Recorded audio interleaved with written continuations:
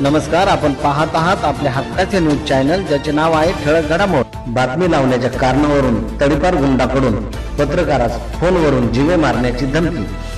जालना तालुक्यातील पुणेगाव येथील अरविंद चव्हाण यांच्यावर अनेक गुन्हे दाखल असल्याने त्याच्यावर जालना जिल्हा हद्दपारीची कारवाई करण्यात आली होती। तालुका पोलीस ठाण्यात याची नोंद करण्यात आली आहे। जालना जिल्हा हद्दपार असलेल्या अरविंद चव्हाण याची बातमी महाराष्ट्र जीबीएस न्यूजचे मुख्य संपादक गणेश सातपुते यांनी त्यांच्या न्यूज चॅनलवर प्रसारित केली असल्याचा राग प्रथम मनात धरून अरविंद भाऊसाहेब चव्हाण याचा भाऊ राजू भाऊसाहेब चव्हाण याने दिनांक 1 मे 2025 रोजी 1:40 सुमारास तू तुझ्या युट्यूब चॅनलवर माझ्या भावाबद्दल बातमी का लावली असे म्हणून शिवीगाळ करून जीवे मारण्याची धमकी दिली। यावरून तालुका पोलीस ठाण्यात 1 मे रोजी तक्रार दाखल करण्यात आली आहे।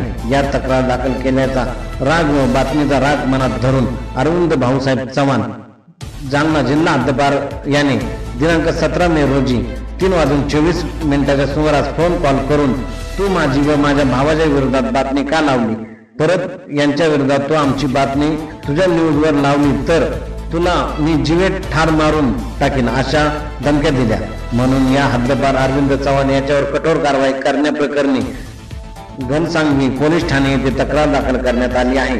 तसेच माझ्या जीवाचे बरे वाईट झाल्यास हे दोघे जबाबदार राहतील अशी माहिती देण्यात आली आहे। प्रतिनिधी आविष्कार फुले सोबत ठळक घडामोड। काही एका आरोपीनं धमकी वगैरे दिलेली आहे, काय माहिती? नमस्कार, मी गणेश बाबुराव सातपुते।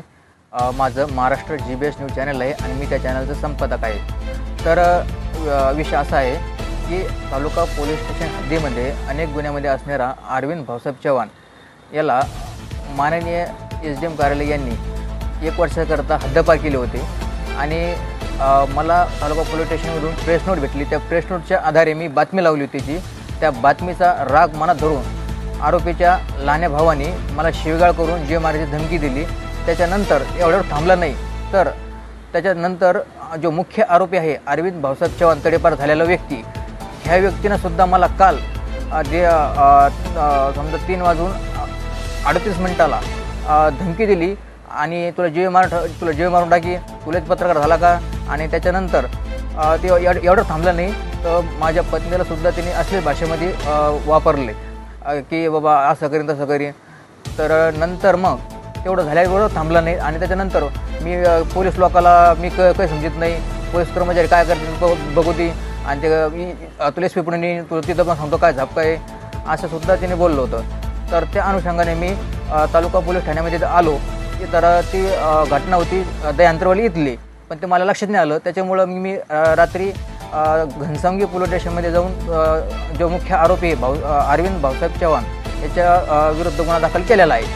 तर प्रशासनाला माझी एवढी विनंती आहे की आपण असे जे गुन्हेगार लोक आहे यांच्यावर कठोर कारवाई करण्यात यावी अशी मी मागणी करतो।